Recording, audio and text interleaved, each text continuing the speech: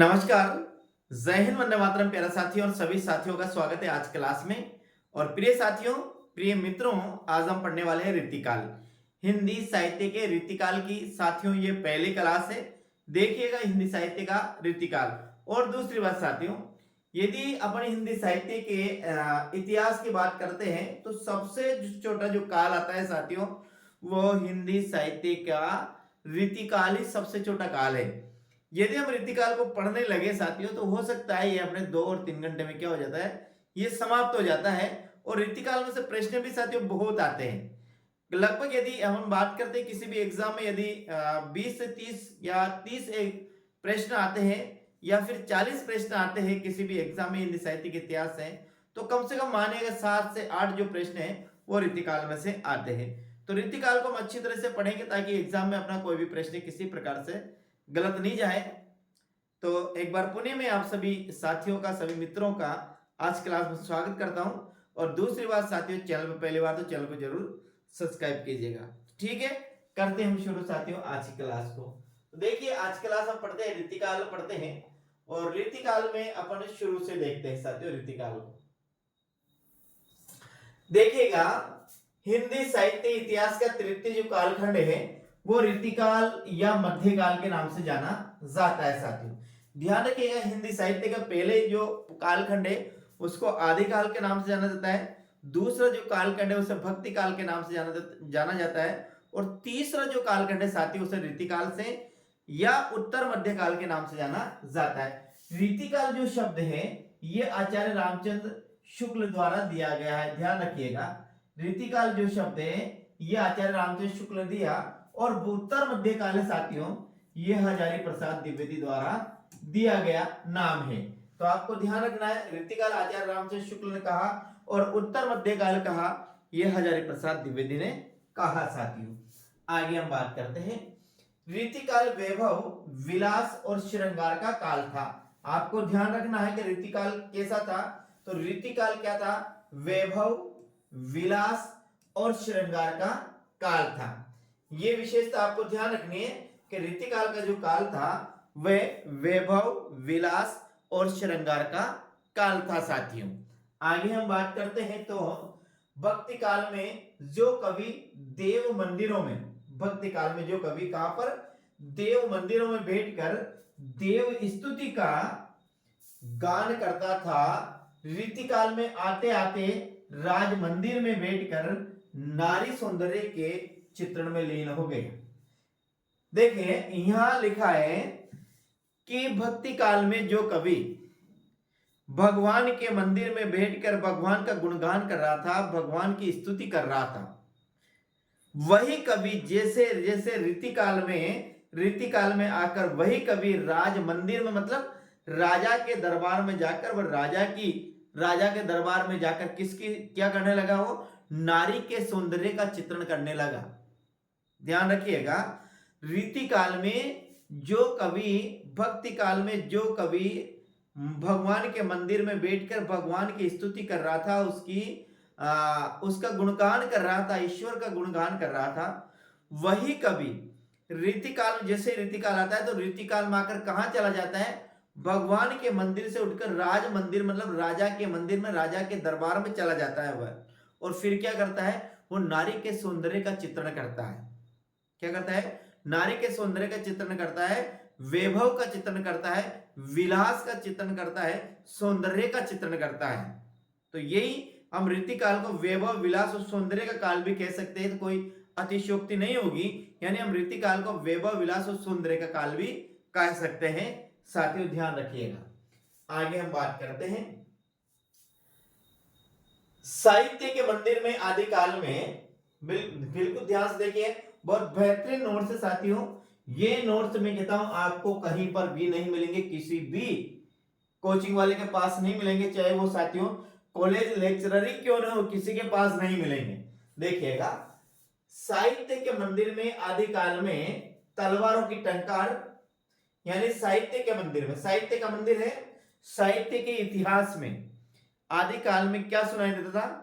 तलवारों की टंकार सुनाई देती थी साथी, घोड़े के पैरों के आवाज सुनाई देती थी और तलवारों की टंकार सुनाई देती थी साथियों।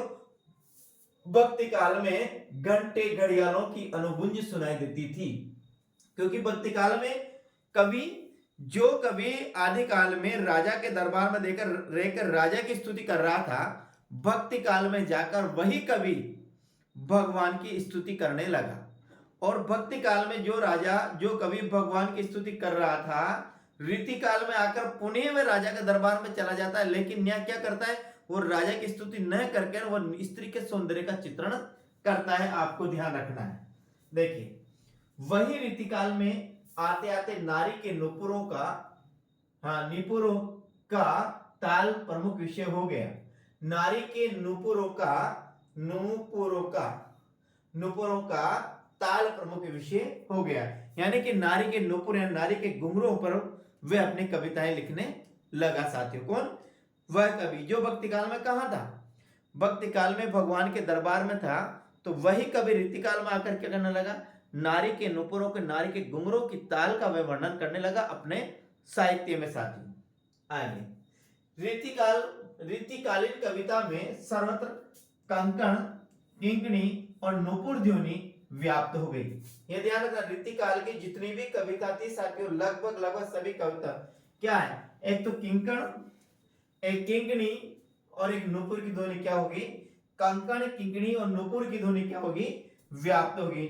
नारी के हाथों के जो कंगन है उनकी किंकणी, कमर पे पहने जाने वाले जो किंकणी है, करदनी और नुपुर जो पैरों में पहने जाने वाले, यानी इन पर ही कवि अपनी संपूर्ण कविता लिखने लगा।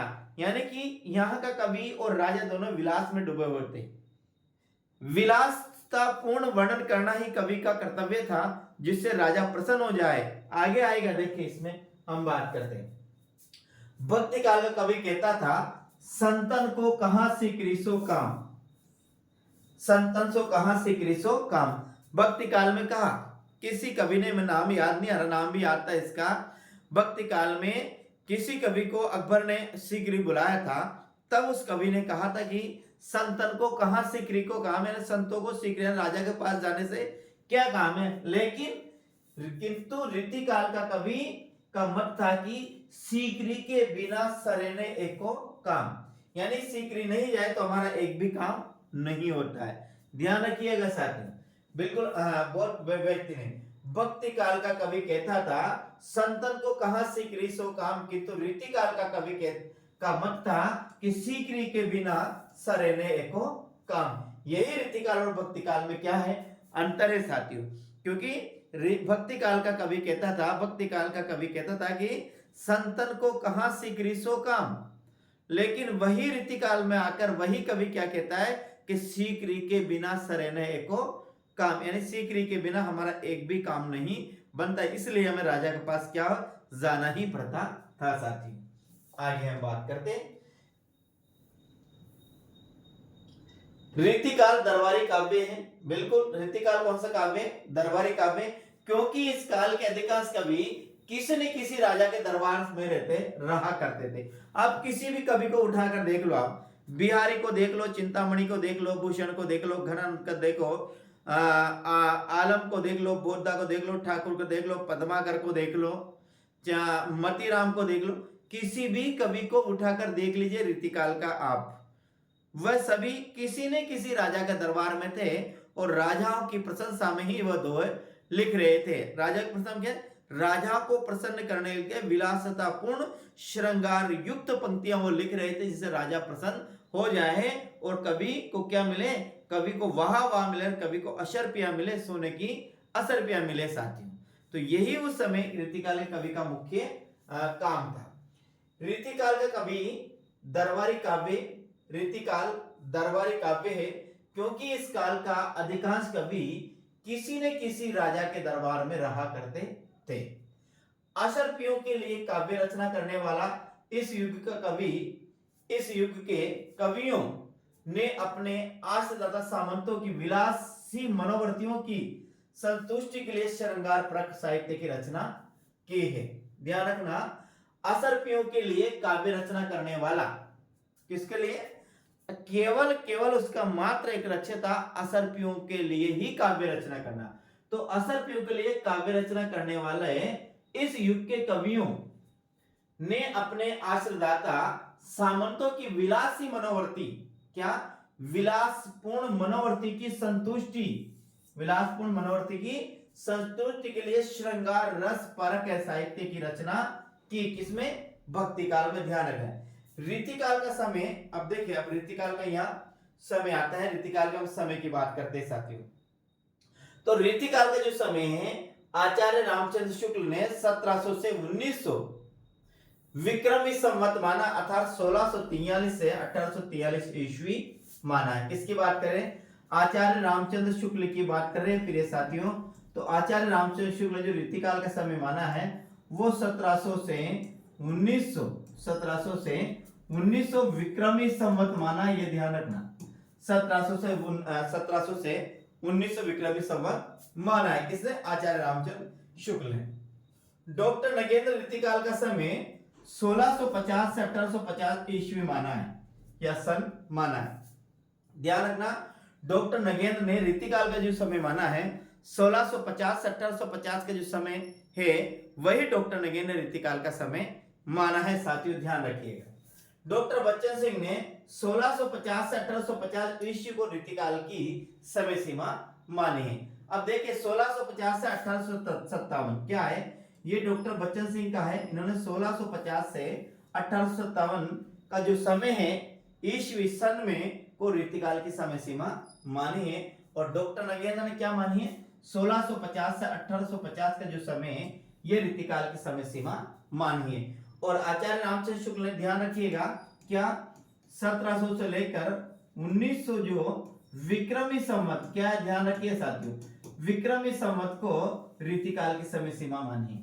ये आपको ध्यान रखना है। 1700 से लेकर 1900 विक्रमी संवत का जो समय है वो आचार्य रामचंद्र शुक्ल ने रीतिकाल का समय माना है। जबकि डॉक्टर नगेंद्र ने क्या 1650 से साथियों 1850 का जो समय ये ईस्वी या फिर सन का जो समय है इसे रीतिकाल का समय माना है। डॉक्टर बच्चन सिंह की बात करते हैं, इन्होंने भी साथियों 1650 से 1857 की 57 ईस्वी तक या सन या फिर सन 1650 से 1857 का जो समय है ये क्या माना है? रीतिकाल का समय माना है साथियों।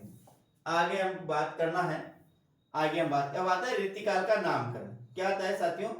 रीतिकाल का नामकरण आता है। ध्यान से देखिए, ये रीतिकाल का नामकरण रहा। रीतिकाल का नामकरण की बात करते हैं।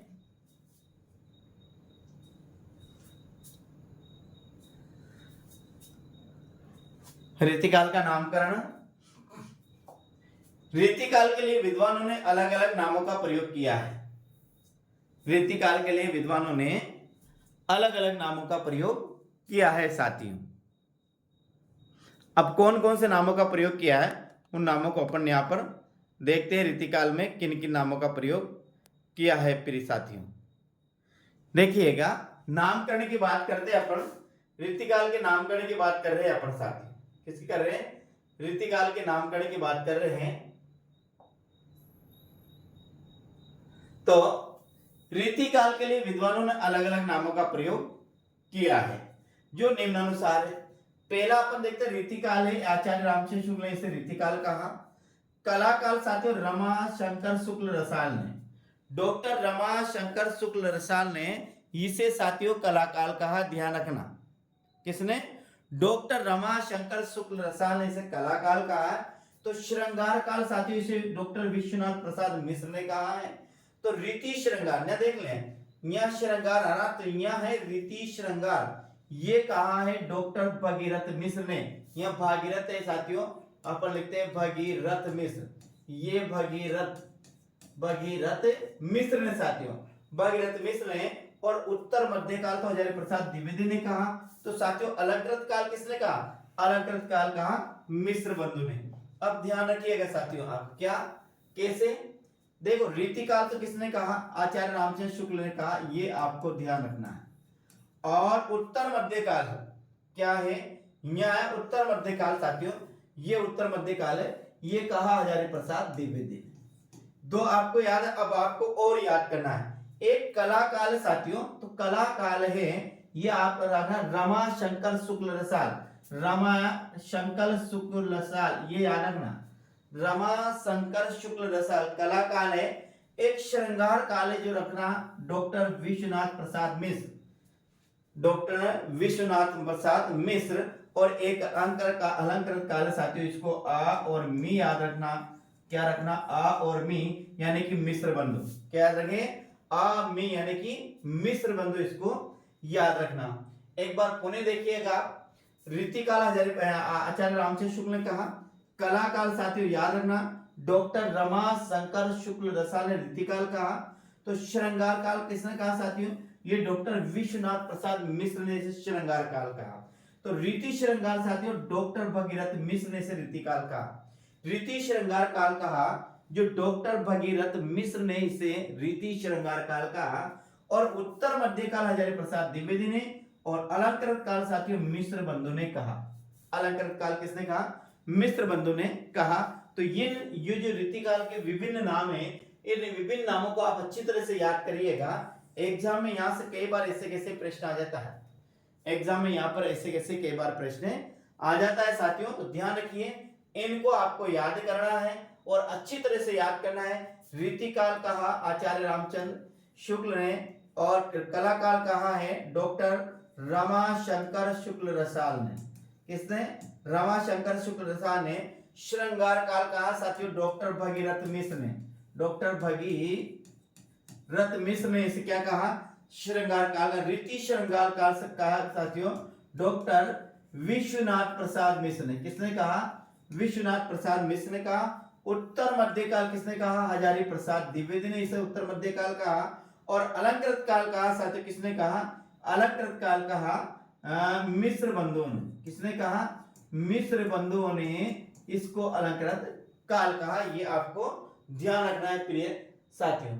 आगे हम बात करते हैं रीतिकाल के नामकरण का श्रेय किसे दिया जाता है? आचार्य रामचंद्र शुक्ल को रीतिकाल के नामकरण का श्रेय दिया जाता है कि रीतिकाल का जो नामकरण किया वो किसने किया? आचार्य रामचंद्र शुक्ल ने रीतिकाल का नामकरण किया। आचार्य शुक्ल के पूर्वी कौन? सर जॉर्ज अब्राहम ग्रेसन ने अपने साहित्य इतिहास में 7वें अध्याय का नाम क्या रखा था? रीतिकाल रखा। कहने का मतलब है आचार्य रामचंद्र शुक्ल के पूर्व भी रीतिकाल नाम आ चुका था। आचार्य रामचंद्र शुक्ल के पूर्व भी यानी आचार्य रामचंद्र शुक्ल ने जो रीतिकाल दिया उनके पूर्व भी रीतिकाल नाम दे दिया गया था। किसके द्वारा दे दिया गया था? सर जॉर्ज अब्राहम ग्रेसन द्वारा, यानी कि जॉर्ज ग्रेसन द्वारा इनको रीतिकाल नाम दे दिया गया था। अब देखें यहाँ रीति शब्द संस्कृत काव्य शास्त्र में एक संप्रदाय है। हाँ, ये बाकी साथियों हम कल पढ़ेंगे, ज्यादा बड़ी क्लास हो जाएगी, आज इतना ही पढ़ेंगे। अपन ने रीतिकाल पढ़ा, रीतिकाल क्यों कहा जाता है ये भी अपन ने पढ़ा। दूसरी बात यहाँ पर अपन ने रीतिकाल का नामकरण पढ़ा, दोनों पढ़े साथियों। कैसा लगी क्लास कमेंट के माध्यम जरूर बताकर जाएगा। प्रिय साथ अवश्य मुझे कमेंट के माध्यम से बताकर जरूर जाइएगा कि आपको क्लास कैसी लगी। वीडियो को लाइक और शेयर करना मत भूलिएगा, लाइक और शेयर जरूर करिएगा वीडियो को जितना